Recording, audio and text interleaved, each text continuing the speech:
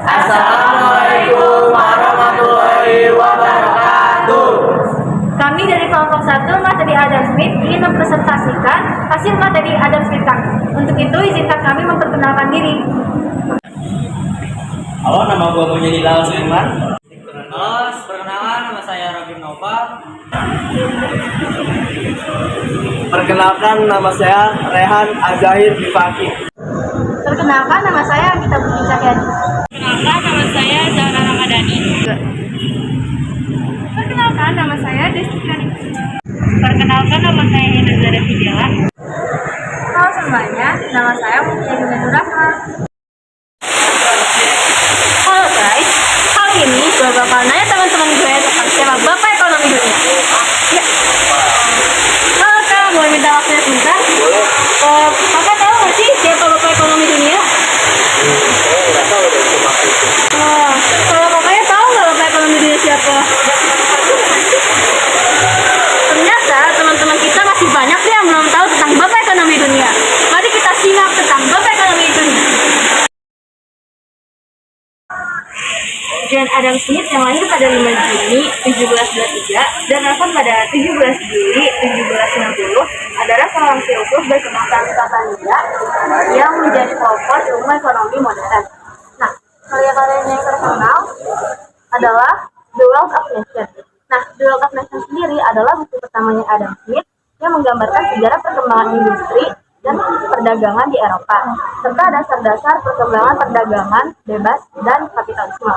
Nah, Adam Smith sendiri adalah salah satu pelopor dari sistem ekonomi kapitalisme. Dan sistem ekonomi ini muncul pada abad ke-19 di Eropa Barat, dan pada abad ke-18 mulai terkenal di sana. Ada beberapa kontroversi tentang keaslian pembangunan negara Smith. Beberapa orang mengira hasil kerjanya hanyalah tambahan biasa kepada kerja pemikir seperti David Hume dan Barham de Montesquieu. Banyak teori Smith hanya menggambarkan tren sejarah. Adam Smith dikenal luas dengan teori ekonomi laissez-faire yang mengumumkan pertumbuhan di abad 18 Eropa. Smith percaya akan hak untuk memengaruhi kemajuan ekonomi diri sendiri dengan bebas tanpa dikendalikan oleh perkumpulan atau negara. Saya akan membahas teori Adam Smith. Dalam teorinya, Adam Smith membagi 4 tahapan pertumbuhan ekonomi. Nah, yaitu ada masa berburu, masa bercocok tanam dan beternak, masa perdagangan, dan masa perindustrian. Yang pertama adalah masa berburu. Masa berburu adalah masa di mana kegiatan manusia hanya semata-mata untuk memenuhi kebutuhan kelompoknya sendiri. Jadi itu kan masa itu tuh belum ada transaksi atau interaksi dengan kelompok lain. Mereka pada masa itu tuh masih sangat membutuhkan alam. Jadi mereka akan berpindah tempat jika tempat awal mereka itu sudah tidak dapat memenuhi kehidupan hidup mereka. Yang kedua ada masa bercocok tanam dan beternak. Pada masa ini kebutuhan manusia itu mulai meningkat. Jadi mereka tidak bisa memenuhi kebutuhan hidup mereka sendiri. Nah, pada masa inilah yang mendorong mereka mulai untuk menjalin hubungan dengan kelompok-kelompok lain. Oleh sebab itu, pada masa ini muncullah sistem jual beli, yaitu menukar barang untuk memenuhi kehidupan mereka dengan cara sistem barter. Yang ketiga ada masa perdagangan. Masa perdagangan adalah masa di mana barang mulai diperjualbelikan dengan sejumlah uang. Jadi pembeli akan menukar barang atau jasa dengan sejumlah uang yang telah ditentukan oleh penjual. Pada masa ini terdapat sistem distribusi, konsumsi, dan produksi. Yang terakhir ada masa perindustrian. Masa perindustrian adalah masa di mana kegiatan ekonomi yang dilakukan meliputi mengolah bahan mentah, bahan baku, barang setengah jadi atau barang jadi menjadi barang yang lebih tinggi nilainya untuk penggunanya. Nah guys, selain itu juga ada 2 proses yang mempengaruhi pertumbuhan ekonomi, antara lain pertama, proses adanya pembagian kerja atau yang disebut juga spesialisasi. Pasti banyak yang belum tahu kan dari kalian apa sih pembagian kerja itu? Nah, aku pengen menjelaskan ini. Pembagian kerja merupakan awal permulaan pertumbuhan ekonomi karena mampu meningkatkan daya produktivitas tenaga kerja. Pembagian kerja tersebut tidak lepas dari faktor-faktor pendorong seperti meningkatnya keterampilan pekerja dan penemuan mesin yang hemat tenaga. Pembagian kerja ini akan terjadi jika tahap pembangunan telah menuju sistem perekonomian modern kapitalis. Kompleksitas aktivitas ekonomi dan kebutuhan hidup mengharuskan masyarakat tidak lagi melakukan pekerjaan secara sendiri, namun ditekankan untuk menggeluti bidang tertentu. Nah, kalau yang kedua, ada proses pembentukan modal. Ada yang tahu juga nggak sih proses pembentukan modal itu apa? Kalau misalkan banyak yang nggak tahu, aku akan menjelaskan juga. Pembentukan modal merupakan proses yang memegang peranan penting dalam pertumbuhan ekonomi.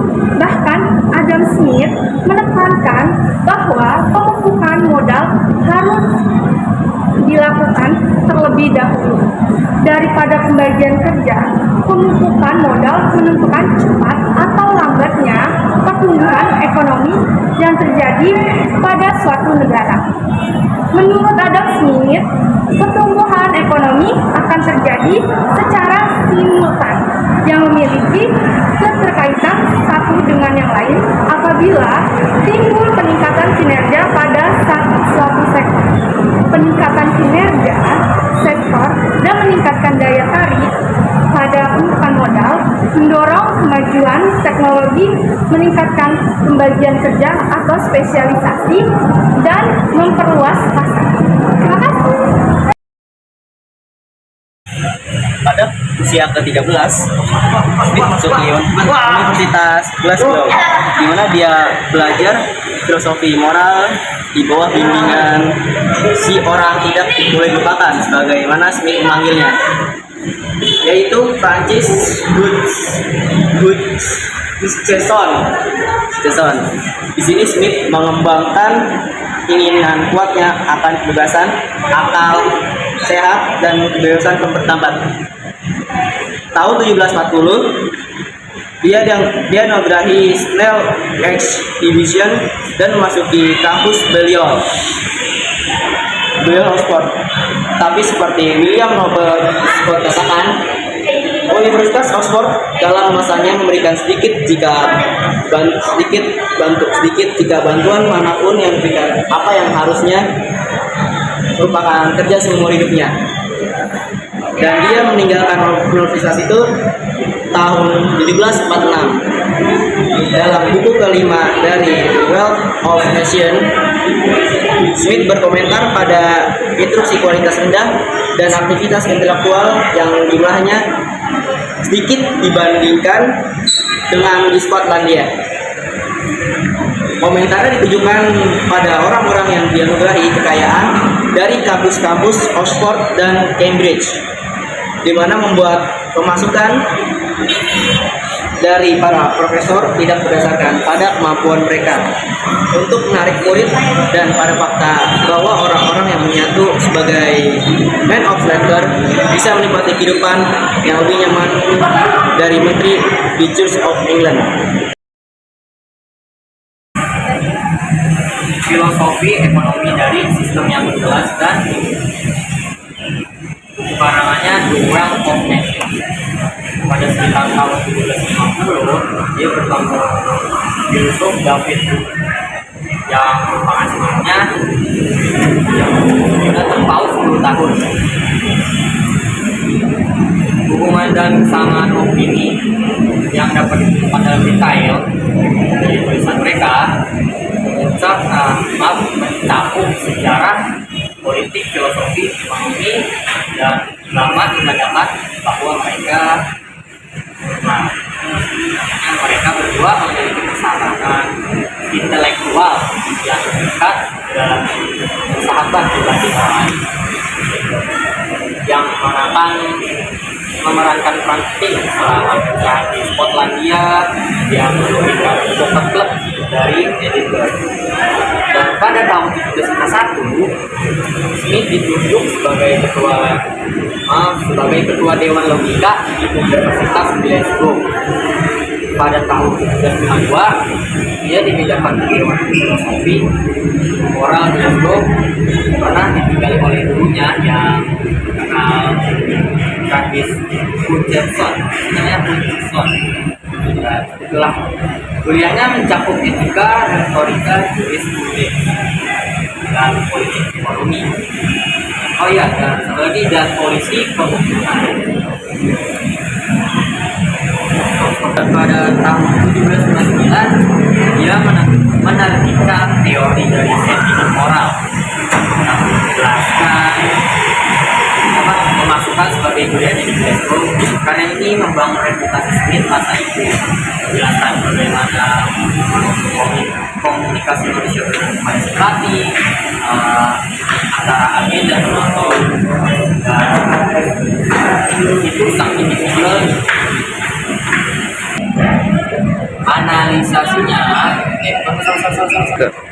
Analisisnya pada evolusi bahasa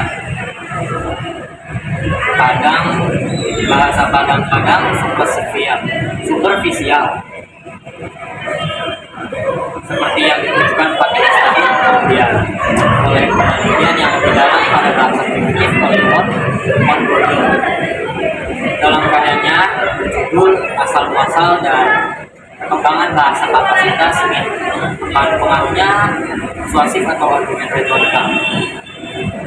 Lebih banyak dalam Smith.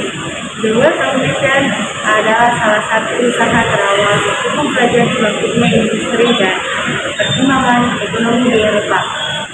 Merupakan pengawal kedisiplinan akademik modern dan ekonomi. Ini memberi salah satu nasional intelektual paling terkenal untuk perdagangan bebas dan kapitalisme, mempengaruhi secara luas tulisan ekonomi selanjutnya. Dari 13 Maret 2010 ke sana, potret Smith muncul dalam E20. Dia merupakan orang Skotlandia pertama yang ditampilkan dalam mata uang tersebut oleh Bank of England. Gambar dari nota ini tersedia di website Bank of England. Pada 25 Juli 2006, di mana Warren Buffett mengumumkan kalau dia akan menyumbangkan kekayaannya ke The Bill and Melinda Gates Foundation. Dia dihadiahi salinan dari Wealth of Nations Adam Smith oleh Bill Gates. Adam Smith merupakan inspirasi dari grup konservatif dari Missouri, Adam Smith Foundation. Tahun-tahun akhir, tahun 1778, Smith ditunjuk untuk menduduki pos sebagai komisioner untuk cukai di Skotlandia dan hidup bersama ibunya di Edinburgh. Tahun 1783, dia menjadi salah satu pendiri Royal Society of Edinburgh, dan dari tahun 1787 sampai 1789, dia mendapatkan kehormatan Lord Rector Universitas Glasgow. Dia meninggal di Edinburgh pada 17 Juli 1790 karena cedera dan dimakamkan di Bonaventure.